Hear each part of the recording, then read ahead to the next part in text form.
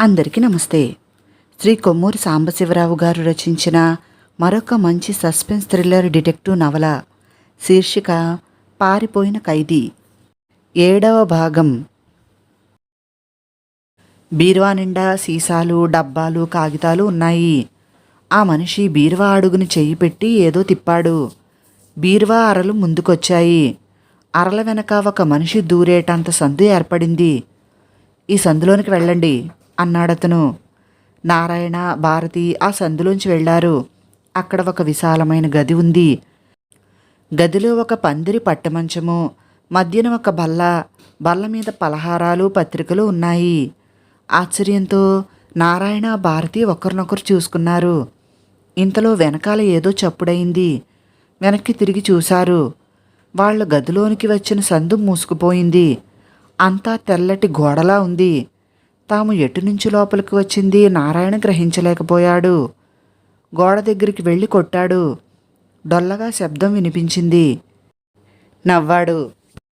నన్ను జైలు నుంచి తప్పించిన అతను ఎవరో గాని చాలా సమర్థుడిలా ఉన్నాడు అన్నాడు. ఆ గదంతా కలయి చూశాడు. ఎడమవైపు ఒక చిన్న తలుపు కనిపించింది.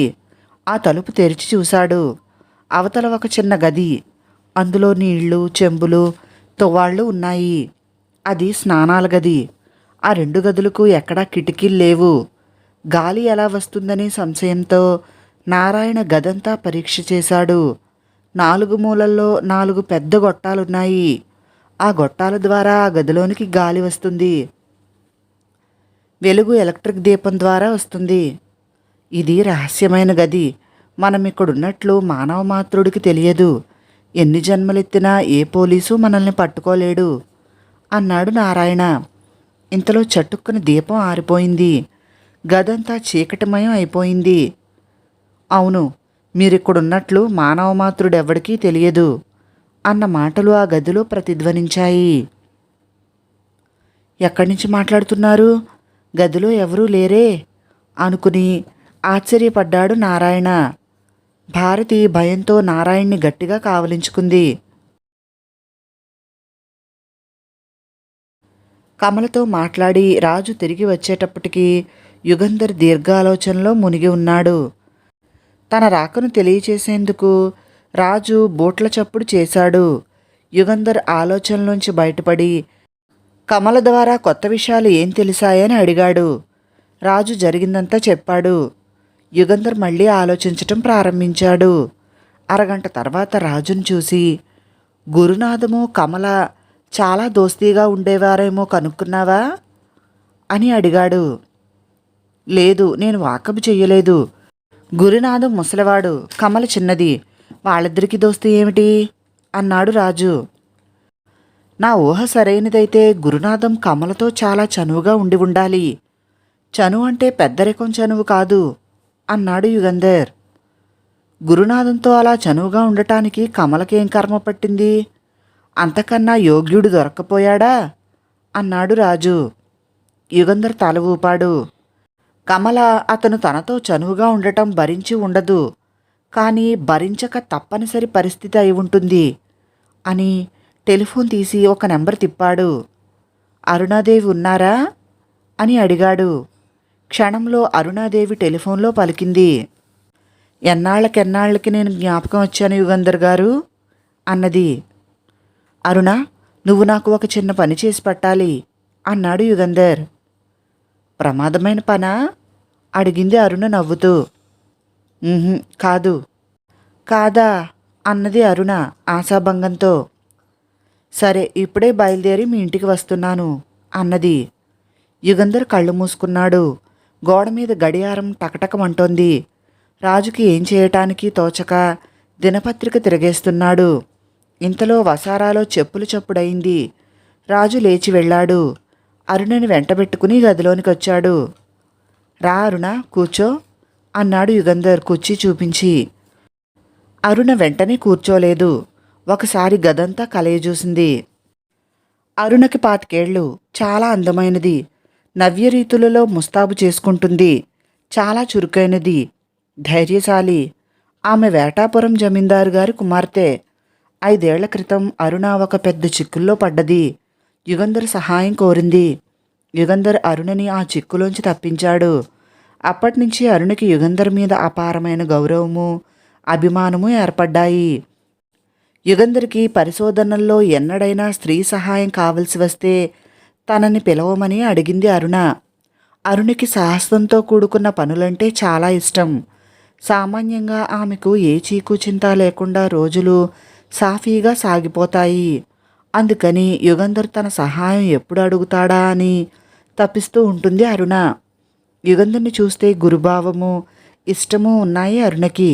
కానీ ఆ ఇష్టాన్ని గురించి ఎన్నడూ ఆమె ఆత్మపరిశీలన చేసుకోలేదు. యుగంధర్ని చూస్తూ చిరునవ్వు నవ్వుతూ ఒక నిమిషం అతని బల్ల ముందు నిలుచున్నది. ఒక్క నిట్టూర్పు వదిలి కుర్చీలో కూర్చుని, చెప్పండి ఏం చేయాలి అన్నది అరుణ. నీకు రాఘవేంద్రరావు గారి కుమార్తె కమల తెలుసా అడిగాడు యుగంధర్. అరుణ తల ఊపి, 1-2 సార్లు క్లబ్లో చూశాను అన్నది. నువ్వు కమలని కలుసుకుని ఒక విషయం కనుక్కోవాలమ్మా అన్నాడు యుగంధర్. అరుణను కావాలని అమ్మ అని సంబోధిస్తాడో లేక సహజంగానే ఆ సంబోధన అతని నోటు వెంట వస్తుందో అరుణకి తెలియదు. ఏమిటి కనుక్కోవాలి అడిగింది అరుణ. రాఘవేంద్రరావు నడిపే దినవార్త పత్రికకు గురునాథం అనే అసిస్టెంట్ ఎడిటర్ ఉండేవాడు. ఆయన హత్య చేయబడ్డాడు. అరుణ కళ్ళు పెద్దవి చేసి చూసింది. గురునాథం కమలతో చాలా చనువుగా ఉండి ఉండాలి. అతని చనువు కమల భరించలేకుండానూ ఉండి ఉండాలి. ఇదంతా నా ఊహ మాత్రమే. నిజమో కాదో నువ్వు కనుక్కోవాలి అన్నాడు యుగంధర్. అరుణ నవ్వి, ఎప్పుడు కనుక్కోవాలి అని అడిగింది. ఇప్పుడే, ఎంత త్వరగా కనుక్కుని నాకు చెప్పగలిగితే అంత మంచిది అన్నాడు యుగంధర్. అయితే వెంటనే వెళుతున్నాను అని అరుణ బయలుదేరింది. అరుణ వెళ్ళిపోగానే యుగంధర్ రాజు వైపు తిరిగి, రాజు నువ్వు బయలుదేరు. తారాచంద్ ఇంటి ముందు కాపలా కాయి. అతను బయటికి వెళితే నీడలా వెంటాడు. అనుమానాస్పదమైన చోటికి ఎక్కడికైనా వెళితే నాకు వెంటనే ఫోన్ చేయి. నేను ఇక్కడే ఉంటాను అన్నాడు యుగంధర్. రాజు మళ్ళీ మారువేషం వేసుకున్నాడు. కాకి నిక్కరు, కాకి షర్టు తొడుక్కున్నాడు. గెడ్డం మాసినట్లు కనబడేందుకు క్రేవ్ హెయిర్ చెంపల మీద అక్కడక్కడ కొంచెంగా అతికించుకున్నాడు. మోటార్ సైకిల్ ఎక్కి బయలుదేరాడు. తారాచంద్ ఇంటికి కొంచెం దూరంలో మోటార్ సైకిల్ని ఆపాడు. ఏదో చెడిపోయినట్లు సైకిల్ని రోడ్డు పక్కగా ఆపాడు. చక్రం పక్కన బిగించబడ్డ డబ్బాలోంచి పనిముట్లు బయటకు తీశాడు రాజు. మోటార్ సైకిల్ రిపేర్ చేయటం మొదలుపెట్టాడు. కానీ అతని దృష్టంతా తారాచంద్ ఇంటి మీదే ఉన్నది. 5 నిమిషాల తర్వాత రాజు తారాచంద్ ఇంటివైపు నడిచాడు. గేటు దగ్గర గోర్ఖా జవాను రాజుని యగాదిగా చూసి, ఏం కావాలి అడిగాడు. ఈ ఇంట్లో టెలిఫోన్ ఉన్నదా? ఒకసారి టెలిఫోన్ చేయాలి అన్నాడు. ఉన్నది, కానీ టెలిఫోన్ చేయటానికి వీల్లేదు. ఇది పబ్లిక్ టెలిఫోనేం కాదు అన్నాడు గోర్ఖా. అయ్యగారు ఇంట్లోనే ఉన్నారా అడిగాడు రాజు. ఉన్నారు, ఎందుకు? అయ్యగారు ఇంట్లో లేకపోతే నువ్వు నన్ను ఫోన్ చేయనిస్తావేమోనని అడిగాను అని రాజు వెనక్కి తిరిగాడు. మళ్ళీ మోటార్ సైకిల్ దగ్గరికి వెళ్ళి రిపేరు చేస్తున్నట్లు నటించసాగాడు. రాజు అలా ఓపిగ్గా గంట పైబడి అక్కడే ఉన్నాడు. అతన్ని ఎవరైనా చూస్తూ ఉంటే పాపం మోటార్ సైకిల్ ఎంతకీ బాగుపడలేదు అని జాలిపడతారు. కానీ తారాచంద్ని కనిపెట్టి ఉండటానికి అలా నటిస్తున్నాడని గ్రహించలేరు. చీకటి పడింది. తారాచంద్ ఇంట్లోంచి ఒక కారు బయటకు వస్తుంది. రాజు తన మోటార్ సైకిల్ స్టార్ట్ చేశాడు. ఆ కారు గేటు దాటే సమయానికి దాని పక్కగా వెళ్ళాడు. కారులో తారాచంద్ కూర్చునుండటం చూశాడు రాజు. కారుకి కొంచెం దూరంగా మోటార్ సైకిల్ మీద పోతూ రాజు ఆ కారునే వెంటాడాడు. తారాచంద్ కారు జార్జ్ టౌన్లో ఫ్లవర్ బజార్ పోలీస్ స్టేషన్ ముందు ఆగింది. అందులో నుంచి దిగి ఎదురుగా ఉన్న బట్టల దుకాణంలోనికి వెళ్ళాడు. రాజు మోటార్ సైకిల్ కొంచెం దూరంగా ఆపి ఆ బట్టల దుకాణం పక్కనున్న పుస్తకాల షాపులోనికి వెళ్ళాడు. తారాచంద్ 10 నిమిషాల తర్వాత నెమ్మదిగా బట్టల దుకాణంలోంచి బయటకొచ్చాడు. పేవ్మెంట్ మీద జనసమర్థంలో కలిసి షాపులు చూసుకుంటూ నడుస్తున్నాడు. రాజు దూరంగా అతన్నే వెంటాడుతున్నాడు. మింటు రోడ్డు వరకు తారాచంద్ నెమ్మదిగా నడిచాడు. ఆ వీధి దగ్గరికి రాగానే అటూ ఇటూ చూసి చటుక్కున పక్కనున్న పెరుమాళ్ వీధిలోనికి తిరిగాడు. వెంటనే రాజు కూడా ఆ వీధిలోనికి వెళితే తారాచంద్ తనను ఎవరో వెంటాడుతున్నాడని గ్రహిస్తాడని రాజు ఒక్క నిమిషం ఆగి తర్వాత తారాచంద్ వెళ్ళిన వీధిలోనికి చూశాడు. తారాచంద్ చరచరా నడుస్తున్నాడు. రాజు అతన్ని వెంటాడాడు. సందులు గొంతులు తిరిగిన వీధులే మళ్ళా తిరిగి తారాచంద్ షావుకారుపేటలో జోసఫ్ వీధిలో ఒక పెద్ద ఇంట్లోనికి వెళ్ళాడు. రాజు ఆ ఇంటిని గుర్తుపెట్టుకుని వెనక్కి తిరిగాడు. లోపలికి రా అన్నాడు యుగంధర్ తలుపు చప్పుడు కాగానే. అరుణ నవ్వుతూ లోపలికొచ్చింది. నేనే వచ్చానని మీకెలా తెలుసు అడిగింది. అందులో గొప్ప డిటెక్షన్ ఏమీ లేదు. నువ్వు పూసుకున్న అత్తరవాసన 1 మైలు దూరం కొడుతుంది అని. ఏమమ్మా నువ్వు వెళ్ళిన పనేమైంది అడిగాడు యుగంధర్. మీ ఊహ సరైనదే అన్నది అరుణ నవ్వుతూ. అంటే అడిగాడు యుగంధర్. గురునాథం కమలని తన వశం చేసుకోవాలని చాలా ప్రయత్నించాడట. ప్రయత్నించాడంటే ఏం చేశాడు? పని ఉన్నా లేకపోయినా రాఘవేంద్రరావు ఇంటికి వెళ్ళేవాడట. ఆయన ఇంట్లో లేని సమయాల్లో కూడా ఆ ఇంటికి వెళ్ళేవాడట. చాలా చనువుగా తిన్నగా కమల గదిలోనికి వెళ్ళటము, కబుర్లు చెప్పటము, మాటిమాటికి ఆమెను ముట్టుకోవటము ఇలా చేసేవాడట. అంతేనా అడిగాడు యుగంధర్. ఒకరోజు కమలను బలవంతం చేశాడు. కమల అతన్ని ఈ దవడా ఆ దవడా వాయించి గదిలోంచి తరిమేసింది. వెళ్ళి తండ్రితో చెప్పింది. రాఘవేంద్రరావు గురునాథాన్ని తన గదిలోనికి పిలిపించి కమలను బయటికి వెళ్ళమన్నాడు. గురునాథాన్ని ఏమన్నా తిట్టాడో లేదో తెలియదు. గురునాథం ఆ తర్వాత కూడా ఆ ఇంటికి వస్తూనే ఉండేవాడు. అతన్ని ఉద్యోగంలోంచి తీసేయమని కమల తండ్రికి చెబితే తీయటానికి వీల్లేదన్నాడట రాఘవేంద్రరావు. నీకీ విషయాలన్నీ ఎవరు చెప్పారు? కమలే చెప్పింది. అరగంటలో మేమిద్దరం ఆత్మీయులమయ్యాం అన్నది అరుణ నవ్వుతూ. గురునాథం కమలతో ఇలా ప్రవర్తించటం ఎప్పటినుంచి ప్రారంభించాడో తెలిసిందా? రాఘవేంద్రరావు ఇంట్లో దొంగతనం జరిగిన నాటి నుంచి అతనిలో ఈ వికారం ప్రారంభమైందట. యుగంధర్ రివాల్వింగ్ కుర్చీలోంచి లేచి, గుడ్ అరుణ, నాకు కావలసిన విషయాలన్నీ తెలుసుకుని వచ్చావు. ఇప్పటి వరకు ఊహాతీతంగా ఉన్న కొన్ని సంఘటనలకు అర్థం ఇప్పుడు తెలుస్తోంది అన్నాడు. నాకింకా ఏమైనా పనుందా అడిగింది అరుణ. ఇంకో పని ఉంది. ఏమిటది? యుగంధర్ అరుణికి ఏం చేయాలో చెప్పాడు. ఈ కేసు ఇక సులభంగా తేలిపోతుందిలే. నువ్వు నేను చెప్పిన పని జయప్రదంగా చేయాలి అన్నాడు యుగంధర్. యుగంధర్ మనసు ఎక్కడో ఉంది.